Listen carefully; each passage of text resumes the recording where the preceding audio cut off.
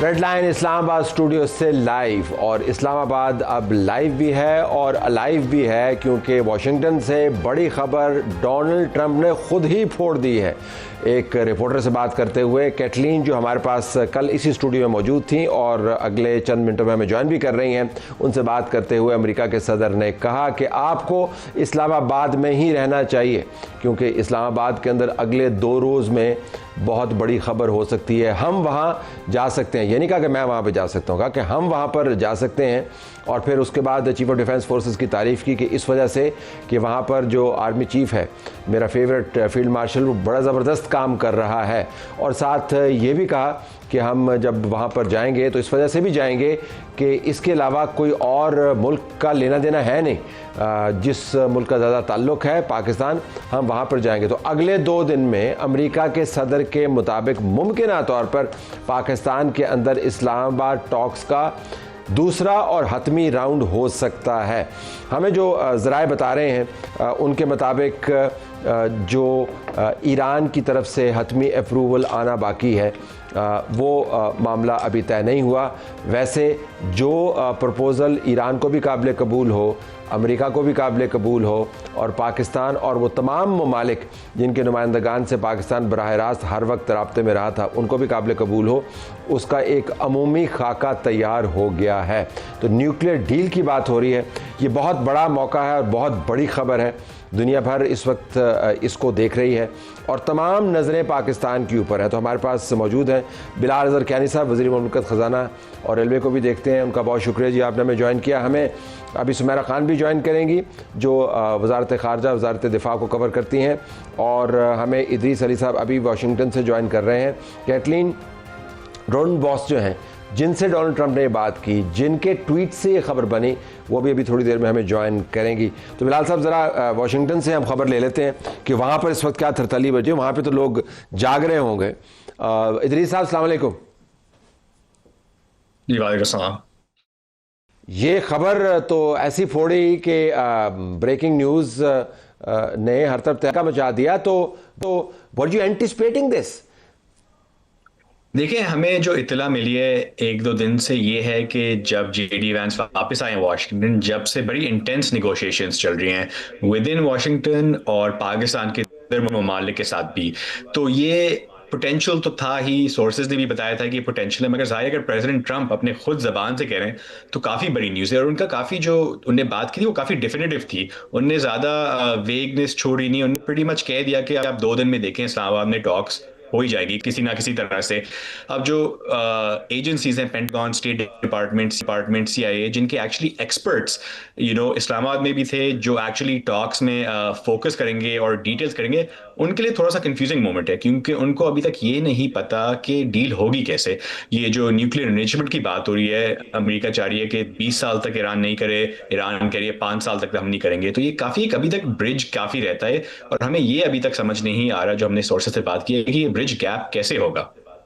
Sources ने हमें भी कुछ बातें बताई हैं, तो हम मिनिस्टर साहब ने तो हमें कुछ बताना नहीं है, तो मैं के मीडिएटर करो। वैसे वाकईतन दुरुस्त है कि आप सब ने, तमाम मिनिस्टर्स ने बड़ी एहतियात बरती है अपने मीडिएटर के रोल को कहीं पर कोई धचका ना लग जाए। Is that a fact? That's why आप ज़्यादा इंगेजमेंट्स नहीं करते आजकल? जी, बिस्मिल्लाहिर्रहमानिर्रहीम तलत साहब, thank you for having me on your show. देखिए, मेरे ख्याल से जी ओवरऑल आपने देखा है कि सिर्फ इन नेगोशिएशंस के दौरान ही नहीं, जो इस्लामाबाद में चंद रोज़ कबल हुई, पर उससे पहले भी पाकिस्तान ने इस मौजू पर बहुत एक क्वाइट डिप्लोमेसी का किरदार अदा किया। और मेरे ख्याल से वो एक वजह है कि दोनों फरीकैन ने पाकिस्तान पर एतमाद किया। इन चीज़ों में सीक्रेसी, आप जानते हैं, बहुत अहम होता है। इन चीज़ों के अंदर अल्फाज में एहतियात भी बहुत ज़रूरी होती है ताकि आप एक माहौल ऐसा बना सकें जिसके अंदर इस तरह की चीज़ मुमकिन हो जो पाकिस्तान ने अचीव की इस सीज़फायर की सूरत में। तो यकीनन देखिए जी, we are very, I mean, I think it's a great achievement for Pakistan and frankly I think पूरी दुनिया की नज़रें थीं इस तरफ कि किसी तरह ये जंग, इसमें कम से कम सीज़ फायर आए या कोई बातचीत की तरफ बात चले। तो मेरे ख्याल से पाकिस्तान की एक बहुत ही बड़ी डिप्लोमेटिक अचीवमेंट है। मेरे नज़दीक पाकिस्तान की तारीख की सबसे बड़ी इंटरनेशनल सतह और होने वाली भी है, क्योंकि अब डोनाल्ड ट्रंप ने किया ये है कि आपने तो जितनी एहतियात बरती है, हुकूमत जितनी एहतियात बरती है, और किसी ने मुझे बताया जब मैंने उनसे खबर के हसूल के लिए, क्योंकि हमारा तो काम ही है खबर के पीछे हम भागते हैं, तो उसने कहा जी हम जान दे देंगे, इन्फॉर्मेशन नहीं देंगे। देखिए नहीं, इतना जज्बाती होने की जरूरत नहीं है, but this is how secretive. लेकिन अब इसने एक टाइम दे दिया है, तो आप ये एंटिसिपेट कर रहे हैं कि इस टाइम फ्रेम के अंदर या इससे आगे पीछे अगला राउंड हो? अब तो उन्होंने काफ़ी वाज़ेह अंदाज से कहा है, मतलब मैं नहीं चाह रहा कि आप हमें मालूमात दें अपने कोड को वायलेट करते हुए, अगर आप दें तो बड़ी अच्छी बात है, but you think there is something happening? Firstly तरह साहब, ये एक इवॉल्विंग सिचुएशन है जी, and frankly I neither have any information on this account and nor if I had it I wouldn't want to disclose it. But बुनियादी बात यह कि देखिए, पाकिस्तान ने पहले भी दिखाया है कि वो it remains available to both sides कि हम इस तरह की टॉक्स को फैसिलिटेट करें। और मेरे ख्याल से अगर आगे भी आप पाकिस्तान ने और वज़ीर आज़म ने ख़ुद ये कैबिनेट में हम सबको एड्रेस करते हुए और जो आवाम ने देखा उसमें उन्होंने कहा कि पाकिस्तान अपना किरदार आगे जारी रखेगा, इन कोशिशों को जारी रखेगा, चूँकि जहाँ पे यकीनन एक बहुत बड़ी ब्रेक थ्रू हुई थी कि सीज़ फायर हुआ पाकिस्तान की कोशिशों की वजह से, और उसके बाद यहाँ पे बातचीत हो, पहली बराह रास्त बातचीत 1979 के बाद दोनों ममालिक के दरमियान पाकिस्तान का उसको 47 ईयर्स में पहली दफ़ा एक डायरेक्ट टॉक्स से फैसिलिटेट करवाना, I think was a major achievement. मगर आपका सेंस क्या था कि ये डेवलप हो रही हैं बातें? क्योंकि मुझे जी सिर्फ इतना पता है जो प्राइम मिनिस्टर साहब ने हमारे साथ भी शेयर किया आवाम के साथ, कि पाकिस्तान अपने दोस्त ममालिक के साथ मिलकर अपनी कोशिशें, उन एफर्ट्स को जारी रख रहा है ताकि आगे किसी इसी तरह पीस एफर्ट्स की तरफ अपना मामला लगा कि टॉक्स का पहला राउंड खत्म हुआ और बस सब कुछ खत्म हो गया। मेरे ख्याल से ऐसा सेंस डेवलप नहीं हुआ। मेरे ख्याल से जी उस हवाले से JD Vance vice president of the US, उनकी स्टेटमेंट आपके सामने है, इरानियन साइड का मौक़िफ़ आपके सामने है, पाकिस्तान ने डिप्टी प्राइम मिनिस्टर साहब की तरफ से एक बयान आया था, तो मगर यही बात हुई थी कि आगे कोशिशें जारी रहेंगी और अगर यकीनन आगे अगर मज़ीद इंगेजमेंट का मौका बनता है और पाकिस्तान फिर से उसका वसीला बनता है तो पाकिस्तान बिल्कुल, वज़ीर आज़म साहब ने पहले भी कहा था, वो किरदार अदा करने के लिए तैयार है। और अगर उसके नतीजे में एक कोई लास्टिंग कोई आउटकम आती है जिससे पीस इंश्योर हो सकता है, जो कि इस टेम्प्रेरी सीज़ फायर को एक परमानेंट आउटकम में तब्दील कर सकता है और एक ऐसी जंग जिससे पूरा खित्ता नहीं बल्कि पूरी दुनिया मुतासर हो रही है वो रुक सकती है, तो यकीनन पाकिस्तान अपना किरदार अदा करेगा। But having said that, I want to be careful जी, it's an evolving situation. I think it is very clear कि all sides are trying their best. Pakistan अपना किरदार अदा कर रहा है एंड लेट्स होप जी कि इंशाल्लाह थिंक चीज़ें बेहतरी की तरफ। मिनिस्टर साहब, इवॉल्विंग सिचुएशन की बात करने से मेरा थैंक यू वेरी मच। ये बताइएगा कि अब डोनाल्ड ट्रंप की इस बात के बाद जो इस्लामाबाद के अंदर और इस्लामाबाद के इर्द गिर्द पिछले 48 घंटों में जुमेरात की बात हो रही थी, तो अब 2 दिन से तो ये लगता है कि जुमेरात या ऑनवर्ड्स दूसरा राउंड होगा। डोनाल्ड ट्रंप ने इस बयान में ये नहीं कहा कि मैं वहाँ पर जाऊँगा, उसने ये कहा कि हम वहाँ पर जाएंगे क्योंकि वहाँ पर फील्ड मार्शल बड़ा ज़बरदस्त काम कर रहे हैं। ज़रा पस मंज़र तो बताइएगा कि जब से इस्लामाबाद टॉक्स ख़त्म हुई उस वक्त से लेकर इस बयान तक बीच में क्या ट्रेंड्स थे जिससे पता चलता था कि कुछ होने वाला है? तो साहब बहुत शुक्रिया। इसमें सबसे पहले तो वो एक हेजिंग स्क्रीन थी वो पहले I would like to clear. ये टॉक्स का सिलसिला जारी था, उनकी टेक्निकल एक्सपर्ट्स टीम जो थी वो यहीं पर थी, दे डिड नॉट लीव। और मेरी इतला के मुताबिक एम्बेसी टू एम्बेसी राब्ता भी था, यूएस टू ईरान एम्बेसी। और अगर आप डिप्लोमेटिक एनक्लेव में भी देखें तो इनके दरमियान हार्डली बीच में 1 नॉट का डिफरेंस है, तो they can easily communicate even via infrared भी। तो वो एक गलतफहमी थी कुछ लोगों को, प्रोपेगेंडा था, प्रॉब्ली क्वेश्चन खत्म हो गया जी, इसको कुछ निकला नहीं। और आप अगर हमारी रिपोर्टिंग देखें तो throughout we did not promise any sort of immediate outcome, positive outcome. We said that diplomacy takes time और वो 55 लेकिन साल राब्ते थे और टेक्निकल exactly. टीम्स क्या बात कर रही थी? तले साहब, टेक्निकल टीम्स इन वफूद के आने से पहले की आपस में मिल रहे थे और ये हमेशा डिप्लोमेसी में जब इस तरह की डिप्लोमेसी होती है, shuttle diplomacy question by Pakistan या मीडिएटेड बाय पाकिस्तान, तो ये वफूद वो होते हैं जो पहले से आते हैं दोनों मुल्कों के और वो आपस में बैठते हैं, they draw chalk out the entire draft and things. लेकिन यहाँ एक और बात भी क्लैरिफिकेशन वाली है कि उन्होंने आपस में ड्राफ्ट एक्सचेंज नहीं किया था, वो खबरें भी गलत हैं। लेकिन पाकिस्तान के ऑफिसर्स चाहे वो सिविल हो मिलिट्री हो, they did not sleep through out. After जब ये चले गए, जेडी वैंस अपने एक ब्रीफ सी इंफॉर्मेशन दे के स्पीच करके, आपने उनकी भी बॉडी लैंग्वेज देखी होगी, उन्होंने उसमें भी कहा कि ये सिलसिला जो है हमने ईरान को हैंड ओवर कर दिया है लेकिन अभी हम इंतजार करेंगे। तो वहां पे ही सबसे बड़ा पैगाम था जो लोगों ने सुना नहीं। हम इस वक्त भी यही सोच रहे थे कि ट्रंप बहुत कुछ ऐसी बातें करता है जो अकल से मावरा आपको लगती हैं, लेकिन एक काम वो नहीं करता, उसको अपनी सियासत का पता है, तो वो क्यों एक इतनी बड़ी ट्रॉफी जेडी वैंस को देगा? Caitlin has joined us. Caitlin, can you hear us now? Yes, I can hear you. Thank you very much. So what did the president say? President said that the talks, if they happen, which sounds like they're going to happen, will happen within the next 2 days and in Islamabad. Now, he did say that he will not be on the delegation trip, but it's still very exciting that Pakistan has the opportunity to host these talks one more time. So you're saying that, and he also said that you should stay there? Yeah, so how it happened was that I was scheduled to leave tomorrow.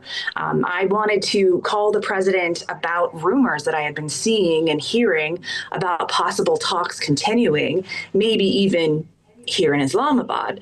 So I called him to get him on record on that, and I happened to mention that, hey, Mr. President, I'm in Islamabad now. Should I get my flight home?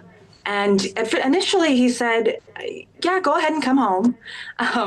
It's funny to hear that come from the president, but he initially didn't think that the talks would happen in Islamabad.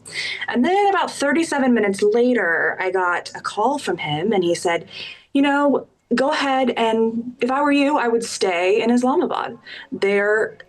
Things are happening, and it's possible that there could be some news to develop within the next 48 hours. So with that, I told my editor I need to stay a little bit longer, and we'll wait to see what happens now. How unusual is it in your professional career for the president to actually call you back on his own and give you a breaking news? Yeah, that is a first for me. We talk, but that's a first that he has called me. So very interesting there that there was a change of view. But I know that he cares about the New York Post. He cares about, he indicated that he didn't want me to have to, miss out on something. So I thought that was very kind of him. And he also said that, praised General Asim Munir and said that, we would go there because he's doing a great job. That's how he's quoted.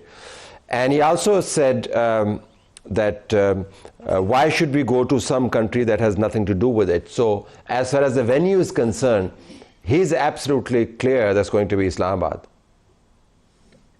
He was absolutely clear that it was going to be Islamabad in his phone call with me. I mean, the fact that he said initially it wouldn't be, and then calling me back and saying, I really he appreciates his relationship with the field marshal. And he offered that without me even asking. He said, you know why Islamabad? He said, because of the field marshal.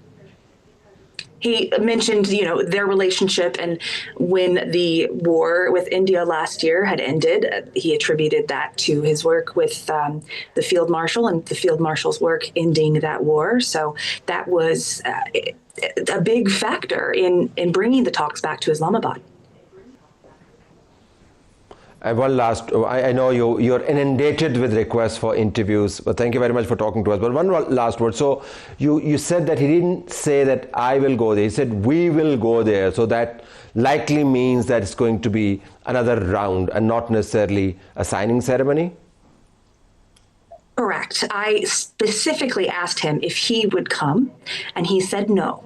So that will be a delegation from the United States. I don't know who, but I do know that it will not include President Trump.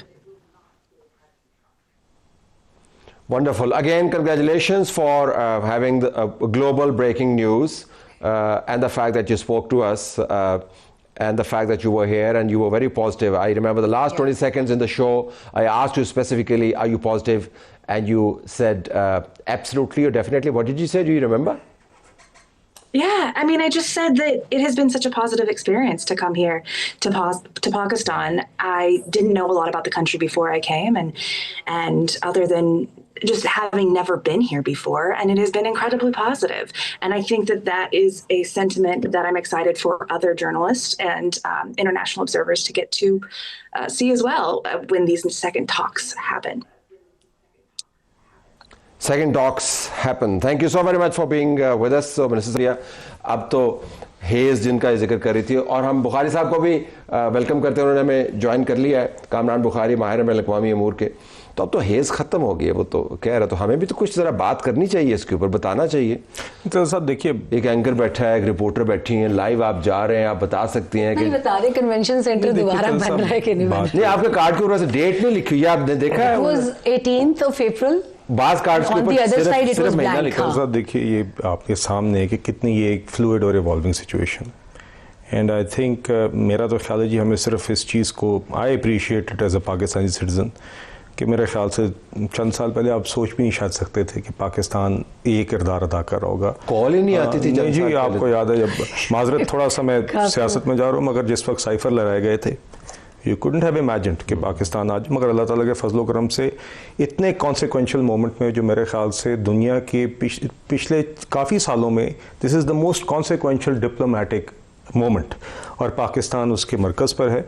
और बुनियादी बात यह है कि उसका जो फ़ायदा है उससे पूरी दुनिया का है, मतलब कि जानें बचती हैं, आपकी ग्लोबल इकनॉमिक उसका एक इम्पैक्ट है।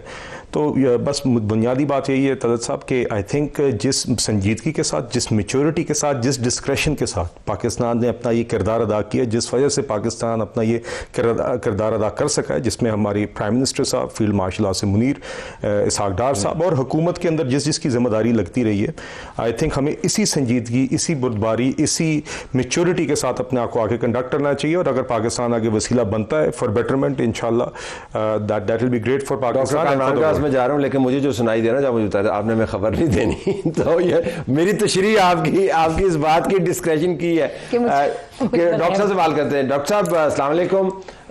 ये तो बड़ी खबर आ गई कि जी ये तसलसल है, और आपने सुना कैटलीन भी बात कर रही थी, you were on line at that time. आपकी रीडिंग क्या है ये जो अभी डोनाल्ड ट्रंप ने बयान दिया है? आप लोग हैरत में क्यों हैं? ये होना ही था। नहीं, हम हैरत में नहीं है, लेकिन हमारा ख्याल था कि हमारी तरफ से खबर आएगी, में थोड़ी सी परेशानी भी है, लेकिन वो डोनाल्ड ट्रंप की तरफ से आ गई। हाँ, देखिए, प्रेसिडेंट जो हैं उन्होंने इसके ऊपर बहुत ज़्यादा जो है is at stake from his point of view, तो वो जाहिर है इसको पर्सनली ओवरसी कर रहे हैं, जैसे वो बाकी चीज़ों को देखें। वो मैं आपके शोज में पहले भी कह चुका हूँ कि सदर डोनाल्ड ट्रंप जो है जब गुफ्तगू करते हैं तो वो बहुत सारी बातें कह जाते हैं, लेकिन उसका मतलब ये नहीं है कि वो जो है वो कोई बस इधर उधर की हाँक रहे हैं। There is a method to the madness. तो वो अब आपको नज़र आ रहा है, president is looking for legacy. उनके आखिरी 2 साल रह गए हैं, और वो पहले भी जो है अपने आप को पीस मेकर कह रहे हैं। वो ये चाहते हैं कि वो काम करके दिखाएं जो कि किसी पिछले सदर ने नहीं किया, going all the way back to Jimmy Carter, meaning solving Iran. तो ये लेगेसी का इशू है या कोई और इशू भी है इसमें आपके ख्याल में? देखें, I think we lost his personal level पे, पॉलिटिकल लेवल पे तो वो लेगेसी का इशू है ना, लेकिन जहां पे स्ट्रेटेजिक लेवल पे अगर आप आ जाएं तो अमेरिका जो है वो रिट्रेंच कर रहा है अपना यूरेशिया के बर्रे आज़म से, और उसके वो रिट्रेंच नहीं कर सकता जब तक कि वो नया आर्किटेक्चर ना तरतीब दे के जाए। नए आर्किटेक्चर को मशरिक़ वस्ता में जब आप तरतीब देते हैं तो आप ईरान को जूं का तू नहीं छोड़ सकते, क्योंकि वो फिर उस जो नया आर्किटेक्चर है वो भी खतरे में पड़ जाएगा। So I think that's the bigger thing over here. अगर जो है आप सदर की ज़ात से हट के और उनकी सियासत से हट के बात करना चाहते हैं, दैट्स द बिग पिक्चर है। ओके, बहुत शुक्रिया आपका। मिनिस्टर साहब, अभी हम ब्रेक में जाने वाले। मेरा तो ख्याल था आज से मैं बात करूंगा, आज इंटीरियर मिनिस्टर ने कहा कि हमारे 100 बिलियन पिछले 3-4 सालों के अंदर बाहर गए हैं।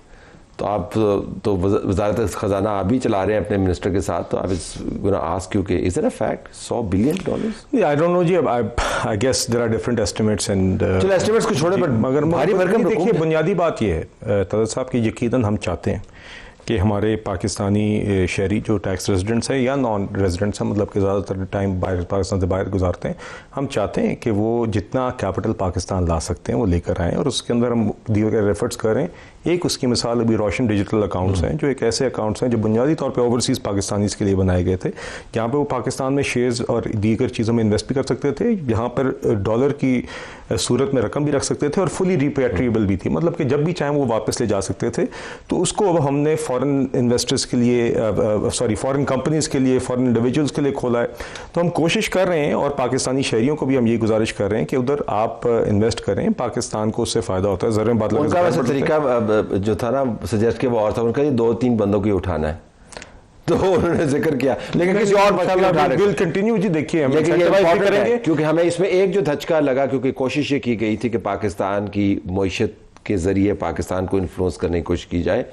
मैं उस पर ही छोड़ देता हूं उसको, लेकिन अगर हमारे पास इतना बड़ा मार्जिन मौजूद है, इतना हमारे कैपेसिटी है कि हम बिलियंस ऑफ डॉलर्स जनरेट करके बाहर भिजवाते हैं, तो मेरे ख्याल में पाकिस्तान को कोई ज़्यादा मसला नहीं होना चाहिए मुआशी तौर पर। नहीं इंशाल्लाह जी। देखिए हम ज़्यादा कंड्यूसिव माहौल बनाने की कोशिश कर रहे हैं, टैक्स के हवाले से भी, अदरवाइज़ भी। और हमें बुनियादी तौर पर जी यकीनन हमारा जो मुस्तकिल हल है हमारे मुआशी प्रॉब्लम्स का, वो यही है कि हमारे पास फ़ॉरेन एक्सचेंज कमाने की सकत बढ़े। चूँकि बार बार अगर हम IMF प्रोग्राम्स में जाते हैं तो बुनियादी वजह यही है कि ज़र मुबादला के ज़खायर डिप्लीट होते हैं जब भी मईशत ग्रो करती है। तो चाहे एक्सपोर्ट्स हो और चाहे इस तरह का कैपिटल हो जो बाहर से वापस। दिफा और खारजा तो हो गया, मुआशी मामलात के ऊपर आएंगे। आपका बहुत शुक्रिया नाज़रीन। ब्रेक में जाते हैं, ब्रेक के बाद हम आपको बताएंगे कि मुमकिन तौर पर डील किस किस्म की हो सकती है, न्यूक्लियर मामलात हैं क्या, सिर्फ यूरेनियम की बातें हैं या मिसाइलों की भी बातें।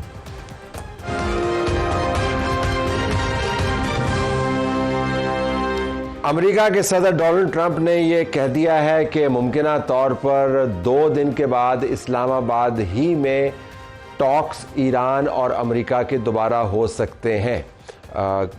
कैटलीन डॉर्नबॉस जो कल हमारे प्रोग्राम में मौजूद थी और आज उन्होंने हमें एक्सक्लूसिवली हमसे बातचीत की, उन्होंने बताया कि डोनाल्ड ट्रंप ने ये वाज़ेह अंदाज से कहा कि वो ख़ुद नहीं आ रहे, टीम लेकिन मुमकिन तौर पर इस्लामाबाद में 2 दिन के बाद आ सकती है। और उसने ये भी कहा कैटलीन को कि आप वहीं पर रहें। मामला जो पिछली मरतबा बेल मंडे नहीं चढ़ पाई थी, उसका ताल्लुक़ था न्यूक्लियर मामलात के साथ। अब अगर टॉक्स का अगला राउंड हो रहा है तो न्यूक्लियर टॉक्स ही होंगी। हम डॉक्टर शीरीन मज़ारी को खुशामदीद कहते हैं। डॉक्टर साहब आपका बहुत शुक्रिया। अगर आप मुझे इजाज़त दें तो मैं सुमेरा से ज़रा बैकग्राउंड के तौर पर कि ये न्यूक्लियर टॉक्स के हवाले से मीडिया में क्या क्या बातें आती रही हैं वो हम सेट कर लें, फिर हम आपसे पूछेंगे कि न्यूक्लियर टॉक्स ईरान और अमेरिका के दरमियान किन किन इश्यूज़ के ऊपर फोकस कर सकती है। तो सुमेरा, ये तो बात हो रही थी कि न्यूक्लियर के ऊपर मामला के अटक गया, जेडी वैंस ने कहा, लेकिन पिछले दिनों मीडिया के अंदर कुछ बात चल रही थी कि कुछ डील वील बन रही है, वो क्या थी? इस हवाले से बड़ी क्लियर एक ईरान की तरफ से एक ऑब्जर्वेशन थी। मुझे बल्कि थोड़ी सी हैरानगी भी हुई। ईरान ने JCPOA, अगर आपको याद हो, JCPOA में भी जवाद ज़रीफ के अंडर जो मुज़ाकरात बहुत अरसा चले थे, फिर जेरेड कुशनर और स्टीव विटकॉफ के साथ ही ओमान मस्कत में जो राउंड्स चलते रहे, उसमें they sort of surrendered the idea कि ठीक है हम इसके ऊपर एक सरेंडर करने, कॉम्प्रोमाइज़, चले एक अच्छा लफ्ज़ है कि कॉम्प्रोमाइज़ करने को तैयार हैं। लेकिन इस मरतबा ये बात इसलिए आई कि इसी डील के साथ साथ कि यूरेनियम की अफजूदगी आप फौरी तौर पर बंद कर देंगे 15 से 20 साल के लिए, गालिबन everything goes down, totally frozen. इसके बाद फिर उनकी ये भी एक वो थी कि इसको किसी तीसरे फरीक को हवाले किया जाए जो ऑलरेडी हुआ है एनरिच्ड यूरेनियम। तो इसके ऊपर एक हिकअप आई है और वही हिकअप आई थिंक प्रोलॉन्ग हुई है। I think they gave them time to think about it, क्योंकि मेरी ज़ाती तो ख्याल ये नहीं है, but the study and the movement says that कि ईरान एक नुक्ते पर आकर मे भी अगर पाकिस्तान इसको एक नाइसली मीडिएट करे तो ईरान न्यूक्लियर वाले नुक्ते पर किसी तरीके से आ जाएगा। तो एक तो हो गया कि जो आपने ऑलरेडी इनरिच्ड यूरेनियम बनाई हुई है उसका क्या करना है। उसके साथ ये भी है कि आपने तमाम के तमाम जो अपने न्यूक्लियर रिएक्टर्स हैं उनको ऑपरेशनलाइज नहीं करना, ये दूसरा नुकता भी है। हालांकि डोनाल्ड ट्रंप ने ये भी कहा था कि हमने तो ऑब्लिटरेट कर दिया है, तो वो भी एक इशू है। तो ये दोनों इशू है या इसके अलावा मिसाइल्स का भी इशू? उनके लिए मिसाइल बहुत इंटरेस्टिंग है। It's one of my favourite subject when it comes to Iran. Iran के पास इंटरकॉन्टिनेंटल बैलिस्टिक मिसाइल्स की एक वसी रेंज है। ओवरऑल ये 3000 की इन्वेंट्री है अगर उनके छोटे बड़े सब मिसाइलों को मिलाएं। और ये भी जानना चाहते हैं कि इस इन्वेंट्री के अंदर ICBMs कौन से हैं। उनका मेन इशू ICBM का, क्योंकि obviously that comes to the range of American, और जितने खुले हाथ से उन्होंने मिसाइलों का इस्तेमाल अभी किया है, that makes that proves the point of American कि आपने पास्ट में कहा था कि आप टेल अवीव की जानिब या इवन लबनान से आगे पोस्ट लबनान आप इसको फायर नहीं करेंगे, बट यू डिड दैट। तो हमें अब इसके हवाले से भी डिटेल्स चाहिए the interesting point, another interesting point is कि ये चाहते हैं कि IAEA के जो इंस्पेक्टर्स हैं वो अब ऑफ एंड ऑन ना जाएं तेहरान, बल्कि मशहद मुस्तकिल तैनाती और उसमें स्पेसिफिक पॉइंट्स हैं। एक नेथन्स की साइट है इनकी, एक बुशहर की है, और इसके अलावा मशहद, शिराज और तेहरान का जो सबर्बन एरिया है that is way too hazy for the American side. वो चाहते हैं कि इसमें यूरोप, बरतानिया, अमेरिका, फ्रांस, रूस और चाइना सबका मिला के कमीशन जो कि वहीं रहे। तो this looks pretty unwell for me. Iran के लिए भी, अच्छा, ईरान को मीडिया को भी हमने मॉनिटर किया। इस मरतबा इस्लामाबाद टॉक्स के बाद हमने देखा कि ईरान के मीडिया के अंदर तनकीद तो बड़ी हुई डोनाल्ड ट्रंप के ऊपर। हालिया जो स्ट्रेट ऑफ हॉर्मुज़ के ऊपर उन्होंने कब्जा जमाने की कोशिश की, उसको भी तनकीद का निशाना बनाया गया। लेकिन कहीं पर आकर सुमैरा उन्होंने मामला ख़त्म नहीं किया। ऐसा नहीं किया कि अच्छा ठीक है इस्लामाबाद से हम उठ के आ गए और आप हमारा न्यूक्लियर मटेरियल चाहते हैं तो नहीं, तो ना सही। ओके, शीरीन मज़ारी साहब बहुत शुक्रिया। क्विकली, ईरान अमेरिका के दरमियान न्यूक्लियर इश्यूज हैं क्या? एक्चुअली अगर आप देखें तो कोई नहीं था अगर अमेरिका JCPO से हटता ना। अगर अमेरिका ट्रम्प 2018 में आई थिंक जब पहली तो प्रेसिडेंट बना था, ही लेफ्ट दिस एग्रीमेंट जिसमें अब जो मांग रहे हैं चीजें वो ऑलरेडी इंक्लूडेड थी। वो क्या क्या थी? 3.67 प्योरिटी 15 साल से इससे ज्यादा नहीं बढ़ा सकते थे। उसमें 15 साल की रिस्ट्रिक्शन थी कि वो और चीजें नहीं कर सकेंगे। फॉर एग्जाम्पल स्टॉक पाइल्स अपनी रिड्यूस कर देंगे बाय 98% फॉर 15 ईयर्स, हर चीज कम करेंगे। और क्या कहते हैं उसमें ये भी था कि फोर्डो का जो अंडरग्राउंड यूरेनियम प्लांट है एनरिचमेंट का, उधर खत्म कर देंगे अगेन फॉर 15 ईयर्स। तो ट्रम्प ने एक पता नहीं क्यों ये एग्रीमेंट को खत्म किया। अगर वो वापस JCPO पे चले जाएं तो मेरा ख्याल में इशू नहीं रहेगा। मेरी अपनी राय है, if I was Iran I would not accept the terms because Iran ने बहुत सी चीजें एक्सेप्ट की थी JCPOA में, इंक्लूडिंग एक्स्ट्रा सेफगार्ड्स IAEA के, और एक ट्रम्प ने आती वो सारा कुछ हटा दिया। अब फिर अगर आप ट्रम्प को ट्रस्ट करोगे और आप ये कंसेशंस करोगे, और अब हालात बदल गए, लेबनान में अभी तक जंग जारी है, इधर ब्लॉकेड हुआ है। हम बहुत ऑप्टिमिस्टिक हो गए कि जी ट्रम्प ने डिक्लेयर कर दिया 1-2 दिन में। मेरा अपना ख्याल है it's not that easy. Nuclear पे आपको इतनी जल्दी अब एग्रीमेंट नहीं मिलेगी, ऑप्शंस और भी हैं। लेकिन अगर ट्रम्प ये यूरेनियम एनरिचमेंट पे बार बार बहस कर रहा है तो वापस चला जाए JCPOA में। 15 साल की रिस्ट्रिक्शंस ईरान पे लगी हुई थी उसमें। अगर मैं आपसे लेकिन साथ साथ मिसाइल की बात भी तो कर रहे हैं ट्रम्प। जी बिल्कुल। अब कोई यू थिंक ईरान एक जंग लड़के अपने मिसाइल प्रोग्राम खत्म करेगा? सारी दुनिया मिसाइल्स बना रही है। अच्छा, ये फरमाइएगा कि 2 हमले, 2 जंगें ईरान के ऊपर हुई। पिछली जंग के बाद डोनाल्ड ट्रंप ने कहा कि हमने उनकी न्यूक्लियर सलाहियत को तहस नहस कर दिया, सफास्ती से मिटा दिया, ऑब्लिटरेट कर दिया। उसके बाद ये बम्बार्डमेंट जो हुई, ये भी शदीद किस्म की बम्बार्डमेंट रही। तो मैं आपसे जानना चाहूँगा कि वो जो इनरिच यूरेनियम है, क्या वाक़तन वो तबाहशुदा जो न्यूक्लियर रिएक्टर्स हैं उनके अंदर कहीं दफन हो गई है, या ईरान ने उसको किसी महफूज जगह पे रखा होगा? आपकी रीडिंग क्या कहती? उनकी स्टॉक पाइल्स यूरेनियम की आफ्टर JCPO जब खराब डिस्ट्रॉय हो गया था तो उन्हें यूरेनियम एनरिचमेंट शुरू की थी, बट नॉट अप टू 90% जो वेपन्स के लिए चाहिए 60%।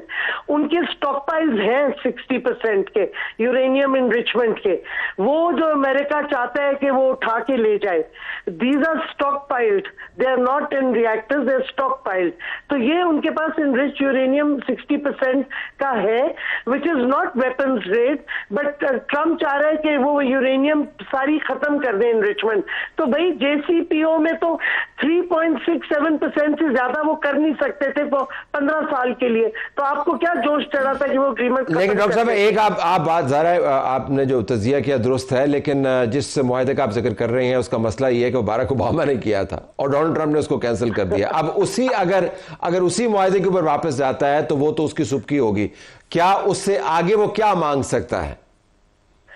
मेरा ख्याल में उससे कम मांग ले कुछ तो बेहतर। ईरान शायद अग्री कर जाए तलक, अब आगे और नहीं डिमांड कर सकेगा अब उसे कम करना पड़ेगा, मतलब कुछ रिडक्शन कर दे, उसमें कोई रैशनल डिमांड कर ले, क्योंकि और ये कितना बचपना है, ये ट्रम्प का बचपना है ना। How can you trust somebody के, क्योंकि ओबामा ने एग्रीमेंट की थी तो मैं I want to back out of it. अब आप वही चीजें डिमांड कर रहे हो जो ओबामा ने ऑलरेडी ईरान से एग्री करवा लिया था, तो दिस इज चाइल्डिश बिहेवियर।